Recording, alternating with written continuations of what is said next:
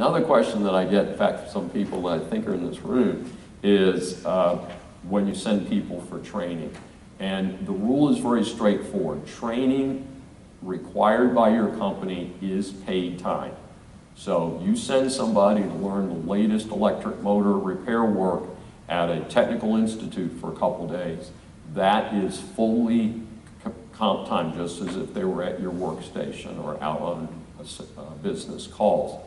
So the first question is it required training? Somebody says, hey, I'd like to make more money, I'd like to go down the street, and you say, well, you know what, I'd be happy if you knew how to do that, so I will cover you for the cost of doing it. What's really important is the issue, is it required for the employee to keep the job? If it's required, then it's paid time. It's not complicated, it's that simple.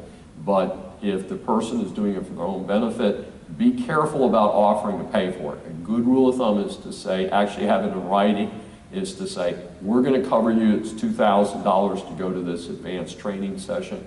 We're going to cover the $2,000, but we want you to understand you're not required to do it. They sign a little form that says that. Let me tell you something else that employers are doing that's completely legal, is to say, we're going to do this whether it's paid time, we're requiring you to do it, or it's an optional training and we're going to cover the cost of the training but not your hours, is a little contract, just a little agreement that says, if I don't work for another 6 months or a year, I agree that I owe the company the money back.